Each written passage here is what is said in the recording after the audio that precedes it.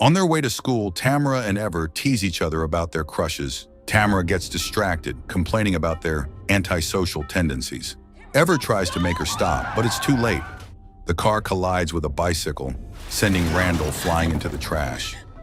Randall, furious, starts ranting, but instantly stops when he sees Tamara. He's about to ask her out when suddenly a slushie hits him in the face. It was thrown by Danny, who is driving with his best friend Hunt and girlfriend Yassi. Despite this, Tamara still talks nicely to them, desperate to be liked by the popular crowd. Ever suggests offering Randall a ride, but Tamara refuses. At school, the class prepares for a field trip. Coach Lorenzo, the gym teacher, collects everyone's phones and mocks Ever when she admits she doesn't own one.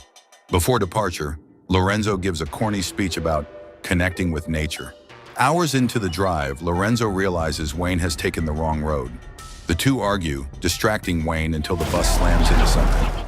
Blood splatters across the windshield. Unable to see, Wayne loses control, crashing through a fence and down a hill before hitting the brakes. The violent stop injures everyone. Some students hit their heads and others vomit. G breaks her nose, but Lorenzo simply tells her to cover it up. Suddenly, the bus shakes. Something is moving outside, banging on the frame. Then the radio crackles with an emergency broadcast from the Office of Civil Defense. Citizens are to evacuate immediately due to a chemical attack. Before anyone can process this, a figure appears at the door.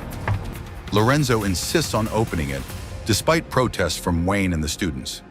The moment the door swings open, the stranger lunges at Lorenzo and bites his face. A zombie.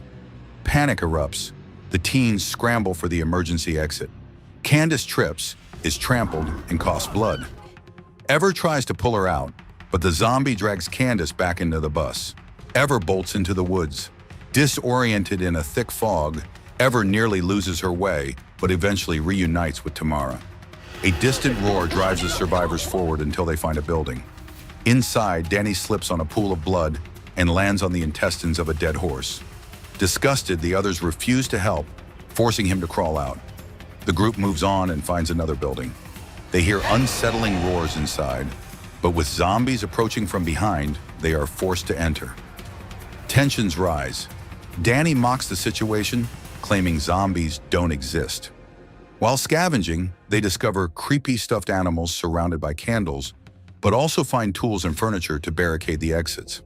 While blocking a window, Tamara thinks she sees someone outside and hears a woman scream, but Hunt's rude comments snap her out of it.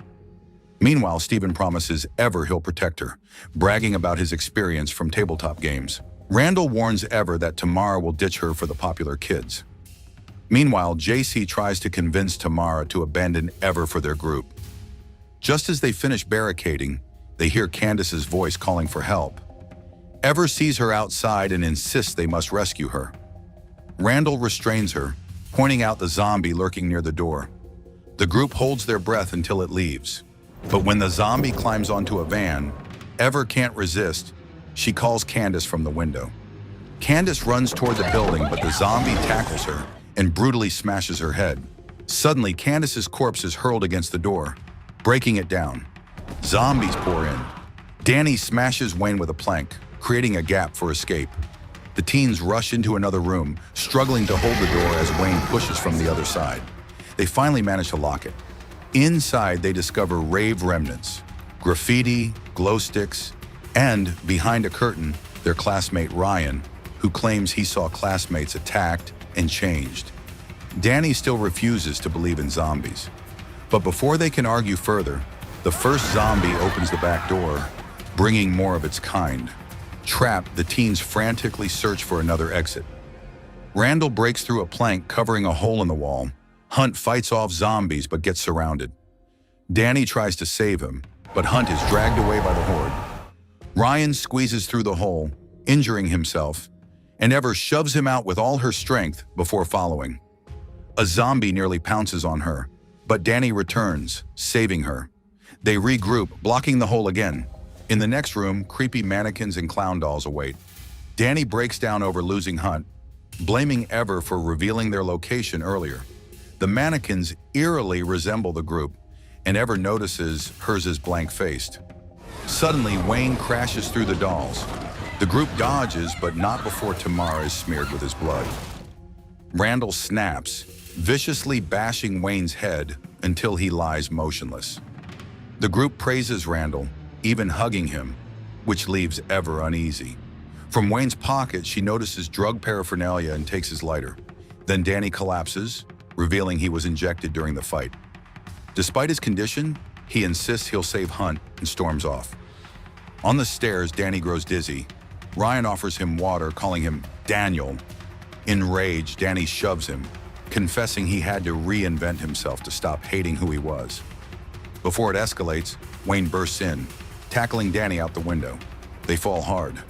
Believing him dead, the group mourns, until Danny's twisted body suddenly rises and sprints into the distance. Randall now tries to take charge, insisting they stay barricaded. Ever argues they need to escape and retrieve their phones. She creates a distraction with flaming paint cans, drawing zombies away from the van. Ignoring Tamara's pleas, she storms off with Steven, who volunteers to help. At the bus, they find Lorenzo's corpse and his broken bag of phones. Devastated, Ever breaks down, believing she's a failure. Steven comforts her, and they nearly kiss until the bus radio beeps. Ever discovers the emergency broadcast was pre-recorded. Realization hits. They were set up. Before she can act, Steven injects her with a paralyzing substance. Apologizing. As Ever collapses, Randall steps out, congratulating him. A flashback reveals the truth. Randall and Steven orchestrated the zombie horror to scare the popular kids and play heroes. Chip, a shady dealer, supplied the green drug that turned classmates into mindless creatures. Wayne, harassed by Lorenzo, also joined the scheme. But Chip took things too far, killing Lorenzo and escalating the violence. In the present, Chip rants about revenge against bullies, strapping on a glove of syringes. Randall decides they must kill everyone now to avoid prison. Ever, hallucinating Lorenzo, musters strength and brutally beats Chip to death with a boombox. Meanwhile, Randall manipulates the others, arming them to fight the zombies, while Steven secretly opens the cage of drug classmates. But Ever arrives just in time, exposing the truth.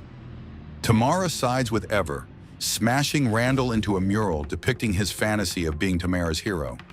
Steven is dragged into the cage by the victims and beaten. Randall, furious, fights Ever with a sword. She arms herself with Chip's syringe glove, stabbing him in the face before shoving him down the stairs. Though Randall briefly revives in a violent frenzy, the group unites, pummeling him until Ever finishes him off with a sword strike. By dawn, survivors regroup. Wayne, Steven, and Randall are tied outside. The class begins reconciling, popular kids and outcasts finally united. Ever and Tamara make amends, realizing they need each other. Together, the group removes Chip's body and begins moving forward.